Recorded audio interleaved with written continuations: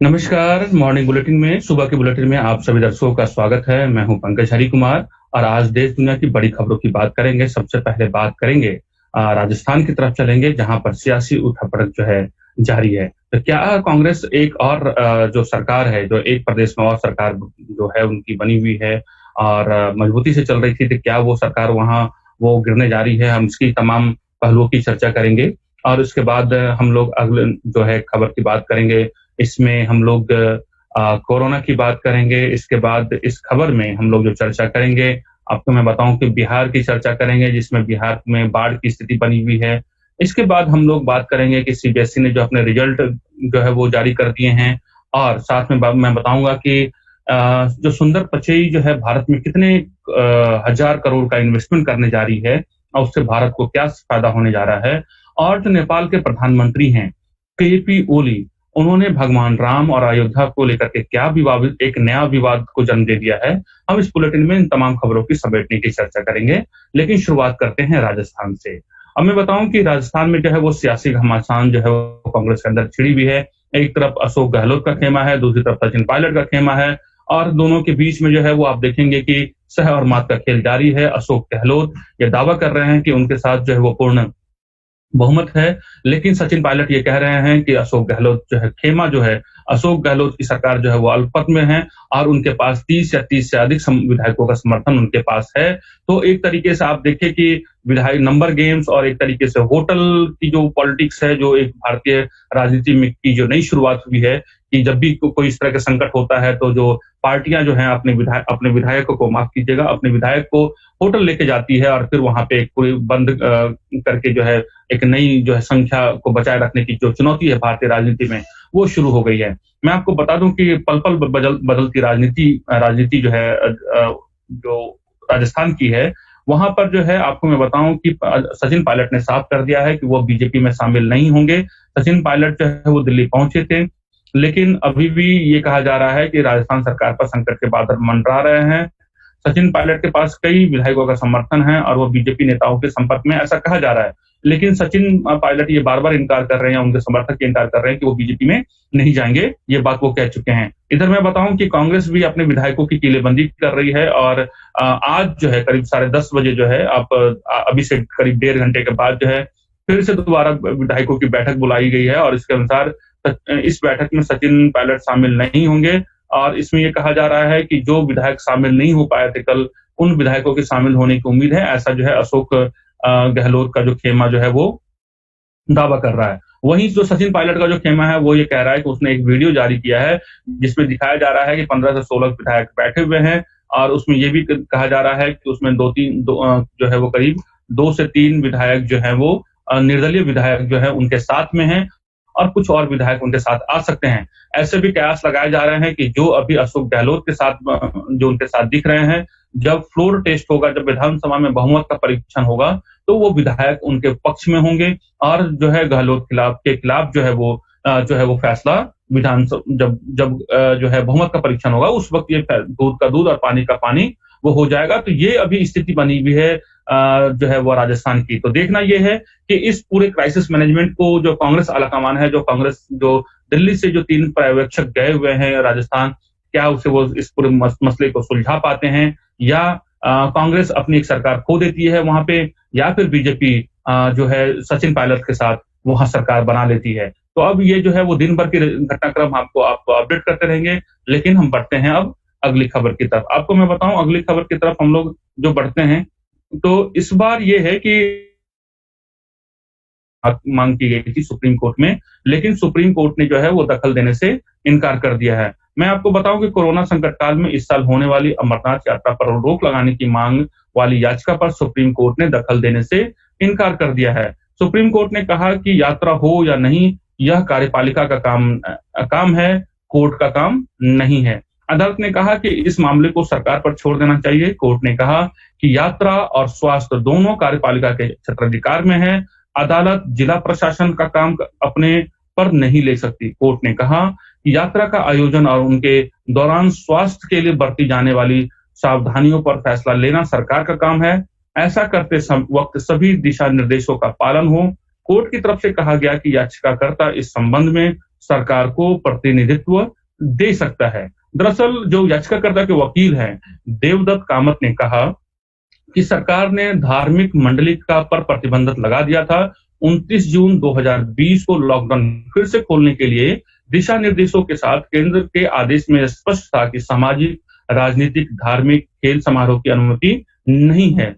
इन कार्यों को पूरी तरीके से प्रतिबंधित किया गया है। तो ये एक आधार बना करके जो याचिकाकर्ता ने अमरनाथ यात्रा पर रोक लगाने की बात की थी। अब हम बढ़ते हैं कोरोना को लेकर के। तो कोरोना को लेकर के मैं आपको बताऊं कि पूरे देश में किस तरह की स्थिति बनी हुई है, पूरे विश्व में क्या स्थिति बनी हुई है। तो जो कल तक के जो डाटे हैं, जो कल तक का जो आंकड़ा है, उसके मुताबिक पूरे देश में जो है हम लोग जो है अब करीब 9 लाख के करीब जो है वो, अगर आज का जो डाटा 9 बजे के बाद जब हमारे सामने उपस्थित होता है, तो जो हमारा लेटेस्ट डाटा हो, और मान के चलिए हम 9 लाख के करीब होंगे या 9 लाख को हम पार कर चुके होंगे लोग। लेकिन जो कल तक का जो हमारे पास आंकड़ा है, उसके मुताबिक पूरे देश भर में 8,78,254 मामले जो हैं वो कोरोना के हमारे देश में हैं। और कल 24 घंटे में जो मामले आए थे वो 28,701 मामले दर्ज हुए थे, जिसमें मैं आपको बताऊं कि कल 24 घंटे में 500 लोगों की मृत्यु कोरोना की वजह से हो सकी है।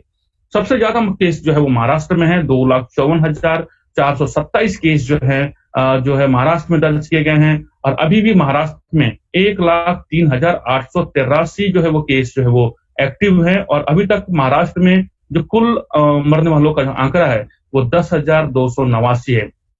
24 घंटे के अंदर जो महाराष्ट्र में आपको मैं बताऊं कि 7,827 मामले जो हैं वो महाराष्ट्र में दर्ज किए गए हैं। ये अपने आप में एक रिकॉर्ड है। इसके बाद तमिलनाडु सबसे महाराष्ट्र के बाद जो दूसरे नंबर पर जो राज्य है संक्रमित होने वाले, और तमिलनाडु है, वो 4,244 है, जहां पे सबसे ज्यादा जो है वो संक्रमण है। दिल्ली जो है आपको मैं बताऊं 1,12,494 है। यहाँ पर आपको मैं बताऊं कि दिल्ली के हालात जो है वो लगातार बेहतर हो रहे हैं। एक वक्त ऐसा लग रहा था कि दिल्ली के हालात बेकाबू हो गए हैं और वो महाराष्ट्र से भी आगे निकल गया था। लेकिन जो अब आंकड़े आ रहे हैं पिछले 24 घंटे में, जो वहां पे संक्रमण के जो मामले दिल्ली में हैं, वो मैं बताऊं वो 1,573 है। और कुल मौतों का आंकड़ा जो है वो 37% है। तो दिल्ली ने बहुत बेहतर काम किया है कोरोना वायरस के संक्रमण के प्रचार प्रसार को रोकने के लिए। और यहाँ की जो ट्रीटमेंट की व्यवस्था है वो केंद्र और राज्य सरकार ने मिलकर एक बेहतर व्यवस्था बनाई है। और यही वजह है कि दिल्ली में जो है हालात वो सुधरते हुए लग रहे हैं, ऐसा ये कहें। और जो यहाँ का जो रिकवरी रेट है दिल्ली में, मैं आपको बताऊं वो करीब 10 में से 8 लोग ठीक हो जा रहे हैं और 2 लोग में से एक का ट्रीटमेंट चल रहा है और एक की जो है वो आप इस तरीके से आंकड़ा लगा सकते हैं। तो दिल्ली ने बहुत बेहतर काम किया है कोरोना को लेकर के। वही मैं बताऊं गुजरात की जो स्थिति अभी बनी हुई है वो चौथे नंबर पे है गुजरात। वहां पर 41,820 जो मामले हैं अभी तक जो है वहां पे केस है, जिसमें एक्टिव मसले जो है वो 10,613 है। ये उसके बाद कर्नाटका, इस तरह के जो है पूरे मामले जो है वो आप देख सकते हैं।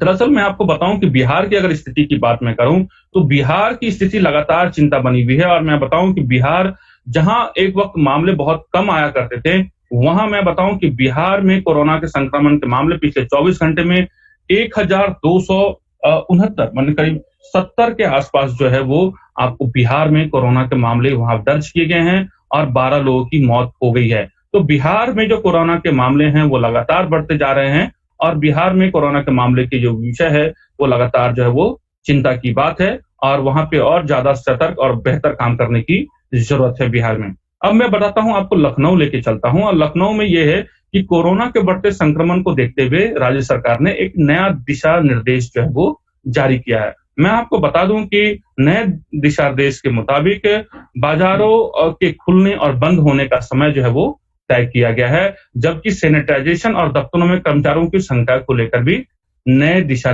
निर्देश दिए गए हैं। दरअसल मैं आपको बताऊं कि लखनऊ प्रशासन ने 2 दिन के लॉकडाउन के बाद बाजारों को खुलने का समय निर्धारित कर दिया है। अब बाजार जो है सुबह 9 बजे से लेकर के रात के 9 बजे तक ही खुले रहेंगे, ऐसा ये कहा गया है। ये भी कहा गया है कि 50% कर्मचारियों के साथ आप काम करेंगे तमाम दफ्तरों में। ऐसी बात जो है वो लखनऊ प्रशासन की तरफ से जो है वो आदेश जारी किया गया है। अब रुक करते हैं दिल्ली की तरफ। और दिल्ली की मैं बताऊं कि अंकित शर्मा मर्डर केस अगर आपको याद हो, और उसके जो आरोपी हैं पूर्व आप पार्षद ताहिर हुसैन की जमानत याचिका को जो है वो कोर्ट ने खारिज कर दिया है।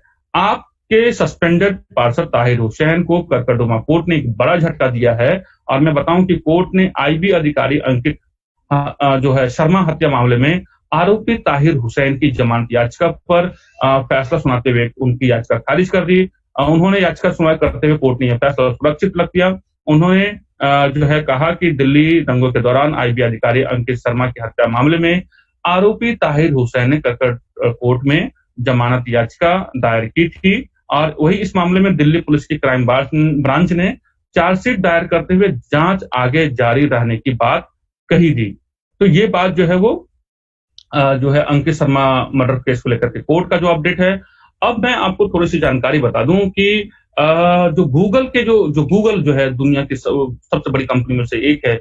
गूगल ने जो है वो भारत में 10 अरब डॉलर, अ, अब आपको मैं बताऊं जो आंकड़ा है वो करीब 10 अरब डॉलर जो है वो इन्वेस्टमेंट करने का भारत में जो है वो विचार बना रही है। और ये जो बात जो है इन्होंने खुद जो सुंदर पिचई हैं, जो गूगल के सीईओ है, उन्होंने ये बात कही है। दरअसल मैं बताऊं कि दुनिया भर में चपेट ले चुकी कोरोना महामारी के बीच गूगल ने एक बेहद अहम कदम जो है उठाया है और ये भारत में 10 अरब अमेरिकी डॉलर करीब 75,189 करोड़ रुपए की घोषणा की है कि वो भारत में निवेश करेंगे। गूगल के मुताबिक यह निवेश गंतव्य के रूप में भारत के खुलेपन और आकर्षण को साफ-साफ दर्शाता है। गूगल का कहना है कि इस निवेश से डिजिटल इंडिया के प्रधानमंत्री नरेंद्र मोदी के इरादों को अमली जामा पहनाने में मदद मिलेगी। इसके साथ जो है प्रधानमंत्री और गूगल के मुख्य कार्यकारी अधिकारी सुंदर पिचई के बीच वीडियो कॉन्फ्रेंसिंग पे बात हुई थी और विभिन्न मुद्दों पर चर्चा हुई। पिचई के साथ बातचीत में प्रधानमंत्री ने खुद ट्वीट करके दी और आज सुबह सुंदर पिचई के साथ एक फलदायी बातचीत हुई। हमने भारत के किसानों, युवाओं और उद्यमों के जीवन को बदलने के लिए प्रौद्योगिकी की शक्ति के इस्तेमाल में सर कई चर्चा की। और ये अच्छी बात है कि अगर गूगल जैसी कंपनी भारत में अगर 10 अरब डॉलर का इन्वेस्टमेंट करती है तो ना सिर्फ यहाँ पे रोजगार के जो है साधन पैदा होंगे, बल्कि भारत का जो बेहतर माहौल है वो भी सुधरेगा और डिजिटल इंडिया के तहत हजारों लोगों, लाखों लोगों की जो है वो नौकरी और एक नई संभावनाओं का भी जो है जन्म होता है। अब उसके बाद हम बात करते हैं बिहार की। बात मैं करूं, बिहार में जो है आपको मैं बताऊं कि लगातार जो है वो बाढ़ की स्थिति बनी हुई है बिहार और असम में। खासतौर पे बिहार में मैं बताऊं कि जिस तरीके से लगातार बारिश हो रही है, मानसून की वजह से जो है नेपाल में लगातार बारिश हो रही है और मूसलाधार बारिश हो रही है और उसकी वजह से बिहार के जो तराई इलाके हैं, वहाँ पे बहुत जो पानी जलमग्न हो गया है और कई सारे गाँव के गाँव जो हैं वो पानी में जलमग्न हो गए हैं। लोग जो हैं अब एक अपने घर को छोड़ करके पलायन करने को मजबूर हैं। और आपको मैं बताऊं कि मधुबनी, सुपौल, सहरसा, ये जो इलाके हैं आपके, जहाँ सबसे ज्यादा प्रभावित है, कोसी, गंडक, कमला, ये जो नदियां जो हैं वो लगातार उफान पे हैं और एक बड़ी मानवीय त्रासदी है बिहार के लिए। कोरोना के बाद वहाँ पे जो है एक नई चुनौतियों का सामना जो है वो बिहार प्रदेश के लोग कर रहे हैं और ऐसे वहाँ पे एनडीआरएफ की टीम हालांकि बचाव में उतरी हुई है, लेकिन ये त्रासदी बड़ी है और इस पे जल्द से जल्द जो है वो प्रदेश सरकार और केंद्र सरकार जो है वो मानवीय मदद पहुंचाने की कोशिश करे ताकि जो है बिहार को इस बड़े संकट से उबारा जा सके। और आज के बुलेटिन की हमारी अंतिम खबर है, हम उसकी तरफ बढ़ते हैं और जो हमारी आज की बुलेटिन की अंतिम खबर है वो नेपाल से है। जो आपको मैं बताऊं कि नेपाल के जो प्रधानमंत्री केपी ओली हैं, उनका लगातार जो है वो भारत विरोधी जो रवैया है वो लगातार बना हुआ है। हालांकि उनकी कुर्सी खतरे में है, लेकिन उसके बावजूद जो है वो इससे बाज नहीं आ रहे हैं। मैं आपको बताऊं कि नेपाल के पीएम केपी शर्मा ओली ने जो है अब भगवान राम और अयोध्या को लेकर के जो है उन्होंने विवादित बयान दिया है। मैं आपको बताऊं उन्होंने ये कहा है कि उन्होंने ये कहा है कि अयोध्या नेपाल में है और भारत में एक नकली अयोध्या को दुनिया के सामने रखकर सांस्कृतिक अतिक्रमण किया है। ओली यही नहीं रुके, उन्होंने कहा कि भगवान राम नेपाली है, ना कि भारत के। नेपाल के प्रधानमंत्री ने अपने निवास पर आयोजित कार्यक्रम में कहा कि भारत ने नकली अयोध्या को दुनिया के सामने रखकर नेपाल की सांस्कृतिक तथ्यों का अतिक्रमण किया है। उन्होंने कहा कि भगवान श्री राम की नगरी अयोध्या भारत के उत्तर प्रदेश में नहीं बल्कि नेपाल के वाल्मीकि आश्रम के पास है। तो ये नेपाल के प्रधानमंत्री का एक नया सांस्कृतिक जो है हमला है भारत के खिलाफ और एक नया जो है उन्होंने जो प्रोपेगेंडा शुरू किया है, जो कतई भारत और भारत की जो दूसरे जो भगवान श्री राम के जो चाहने वाले हैं, जो उनके अनुयायी हैं, उनको ये उनका बयान बिल्कुल भी जो है नागवार गुजरेगा और एक तरीके से जो के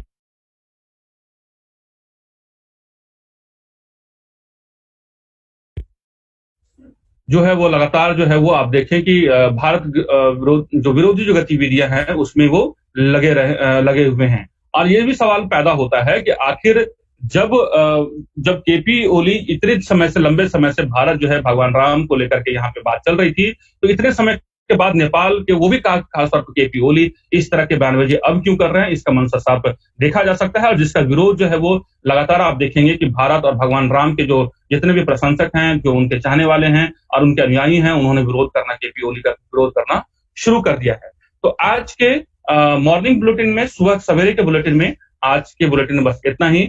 देश दुनिया की वो तमाम खबरें जो बड़ी थी, हमारी टीम आपके लिए संजो कर लेके आती है, काफी मेहनत करके लाती है। शांति बुलेटिन में फिर हम हाजिर होंगे। मुझे पंकज हरि कुमार को इजाजत दीजिए। आप सेफ रहिए, सुरक्षित रहिए और अपना बचाव खुद कीजिए। बचाव ही जो है आप कोरोना से जो है आप बच सकते हैं। तो आप हमारे चैनल को जरूर सब्सक्राइब और शेयर करना बिल्कुल ना भूले। मुझे पंकज हरि कुमार को इजाजत दीजिए। नमस्कार।